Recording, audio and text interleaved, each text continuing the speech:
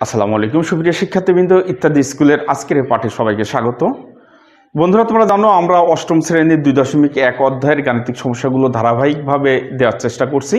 এরই অংশ হিসাবে আজকে আমরা 15 নম্বর গাণিতিক সমস্যাটি নিয়ে আলোচনা করব।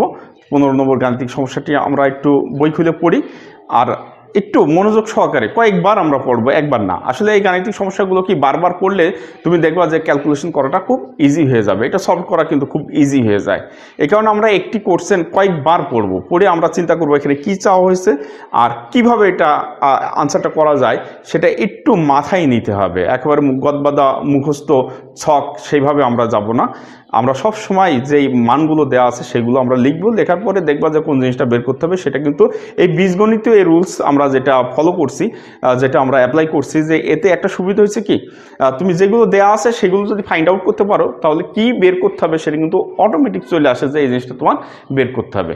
তো আসি বন্ধুরা, কি লেখা আছে দেখো 15 নম্বরে। রড্রিগস গোমেজ 3 বছরের জন্য 10,000 টাকা এবং 4 বছরের জন্য 15,000 টাকা ব্যাংক থেকে সে ঋণ নিয়েছে। তারপরে কি করা হয়েছে দেখো, ঋণ নিয়ে ব্যাংকে মোট সে 9,900 টাকা মুনাফা দেন। উভয় ক্ষেত্রে মুনাফার হার সমান হলে মুনাফার হার নির্ণয় করতে বলা হয়েছে। তাহলে উভয় ক্ষেত্রে মুনাফার হার সমান এবং সেই ক্ষেত্রে মুনাফার হারটা নির্ণয় করতে বলা হয়েছে। তো মুনাফার হার তো আমার জানা নেই, এটা বের করতে হবে, তাই না? তো এটাকে আমরা ধরে নিই। তো আমাদের কী কী দেওয়া আছে সেটা আরেকবার আমরা পড়ি, যে কথা বলছিলাম যে বারবারই পড়তে হবে কোশ্চেন। রড্রিগস গোমেজ এই ব্যক্তি কি করেছে, 3 বছরের জন্য 10,000 টাকা কিন্তু ব্যাংক থেকে লোন তুলেছে। তাহলে 3 বছরের জন্য 10,000 টাকা। তো হারটা তো আমাদের জানা নেই, আমরা হারটা ধরে নিই যে আর সমান X% যদি ধরে নিই, তার মানে 100 টাকায় 1 বছরে তাকে X টাকা মুনাফা দিতে হয়েছে, এটা আমরা ধরে নিলাম। তো 100 টাকায় যদি সে X টাকা দেয় 1 বছরে, তো নিয়েছে কত, 10,000 টাকা। তাহলে 3 বছরে কত দিয়েছে এটা কিন্তু আমরা বের করতে পারবো সেই I সমান PRN সেই সূত্র দিয়ে।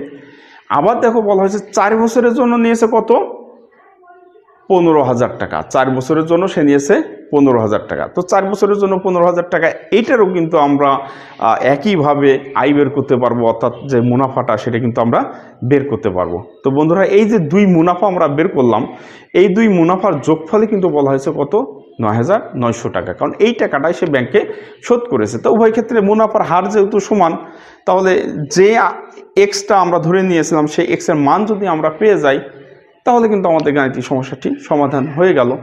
দেখো কত সহজ।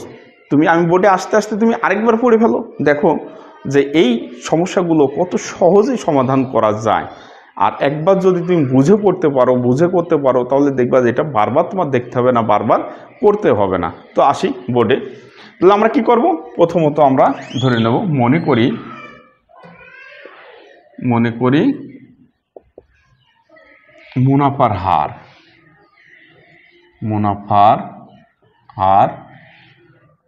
আর সমান X%। যদিও মুনাফা আর সমান X% লেখাটাই শ্রেয় ছিল, তো এটা আমরা অভ্যস্ত হয়ে গেছি, লিখলে সমস্যা নাই। তাহলে আমরা লিখলাম কি, মুনাফার হার আর সমান X%। এখন দেখো 2টা ক্ষেত্র এখানে, তাহলে আমরা লিখি প্রথম ক্ষেত্রে 2টা ক্ষেত্র বলছে এই কারণে 2 ধরনের লোন নেওয়া হয়েছে। প্রথমে কি 3 বছরের জন্য 10,000 টাকা। তো আমরা এটার জন্য মুনাফাটা বের করি। তো দেখো এখানে P সমান কি, প্রথম ক্ষেত্রে P সমান হয়েছে 10,000 টাকা, তারপরে N সমান 3 বছর, আর আমরা তো একটু আগে দেখলামই আর সমান কত, X% বা X/100। আমাদের বের করতে হবে I সমান হট। তো আমরা জানি বন্ধুরা, এটি আমরা অনেকবার করেছি, তাই না? তো আমরা জানি, আমরা কি জানি, I সমান PRN। বসিয়ে দিই আমরা, P সমান 10,000 টাকা গুণ আর সমান কত, X/100 আর N 3। আমরা যদি ক্যালকুলেশন করি এটা হবে 100 অর্থাৎ 300X টাকা। বন্ধুরা, এটি গেল প্রথম ক্ষেত্রে। এখন দ্বিতীয় ক্ষেত্রে আরেকটা লোন তো সে নিয়েছে, সেটি ক্ষেত্রে আমরা কাজ করি। দ্বিতীয় ক্ষেত্রে আমরা দেখতে পাচ্ছি পি সমান কত বলা আছে, খেয়াল করি 15,000 টাকা। তাহলে আমরা লিখি পি সমান 15,000 টাকা। তারপরে এন সমান দেওয়া আছে সময় যেটা, সেটি কিন্তু বলা আছে কত, 4 বছর। তো আমরা লিখি 4 বছর। আর আর সমান x%, ওই যে সেই ইসের থেকে, কারণ সমান হারে নেওয়া হয়েছে। আই সমান হট, সরল মুনাফা আই সমান হট। তো আমরা জানি একই সূত্র, আমরা জানি আই সমান পি আর এন। তো পি সমান কত দেখো 15,000, আর সমান কত x% বা x/100, আমরা লিখলাম x/100, আর এখানে n সমান 4। কাটাকাটি করি, এখানে দেখো 150 থাকে, কাটলে 150 থাকে, তাহলে 4 15 60, আর এই শূন্য মিলে 600x টাকা। তো বন্ধুরা এই দুই প্রকারের মুনাফাই কিন্তু সে শোধ করেছে কত টাকা, প্রশ্নে বলা আছে 9900 টাকা, অর্থাৎ 9,900 টাকা। তো আমরা এই 9,900 টাকা যেহেতু সে শোধ করেছে, সেহেতু আমরা কিন্তু এখন লিখতে পারি প্রশ্ন মতে আমরা লিখতে পারি কি, এই 300x যোগ এই 600x, এই দুইটা মিলেই কিন্তু 9,900।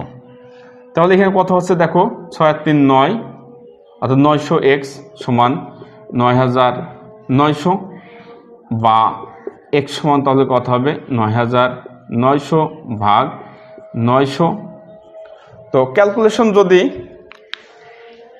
উপরের এই অংশটা আমরা মুছে দিই, দ্বিতীয় অংশটা, তাহলে সুবিধা হবে। তোমরা আশা করি এর ভিতরে তুলে নিতে পেরেছো, আর না নিলেও একটু দ্রুত তুলে নিই। তো এখন আমরা এখানকার ক্যালকুলেশনটা এখানে নিয়ে যাই, এখানে আমরা ক্যালকুলেশনটা শেষ করব। দেখি তাহলে x সমান, বা আমরা লিখতে পারি x সমান 9 দিয়ে কাটাকাটি করলে 900 দিয়ে যদি ভাগ করি তাহলে আমাদের দেওয়া আছে 11, বা অতএব x সমান 11। তাহলে আমরা দেখো মুনাফার হার আর ধরেছিলাম, আর হয়েছে x%, তাহলে লিখতে পারি অতএব মুনাফার হার আর সমান x% বা 11%। এটা কিন্তু আমাদের আনসার চাওয়া হয়েছে, আমরা সেটাই বের করলাম। অর্থাৎ আমাদের বলা হয়েছে উভয় ক্ষেত্রে মুনাফার হার নির্ণয় করো। তাহলে আমরা লিখি অতএব উভয় ক্ষেত্রে মুনাফার হার 11%, এটি চাওয়া হয়েছে। বন্ধুরা আমাদের এই ভিডিওটি যদি তোমাদের ভালো লেগে থাকে তাহলে আমাদের চ্যানেলটি সাবস্ক্রাইব করবে, এবং এই ভিডিওগুলো বিভিন্ন বন্ধুদের মাঝে ছড়িয়ে দেওয়ার জন্য বিভিন্ন সামাজিক যোগাযোগ মাধ্যমে তোমরা এগুলো শেয়ার করবে, এবং পাশে থাকা যে বেল বাটনটিতে একটি ক্লিক করে রাখবে, যাতে আমি পরবর্তী ভিডিও দেওয়া মাত্রই তোমরা নোটিফিকেশন পাও। বন্ধুরা দীর্ঘক্ষণ আমাদের সাথে ছিলে, এজন্য তোমাদেরকে অসংখ্য ধন্যবাদ। ভালো থেকো।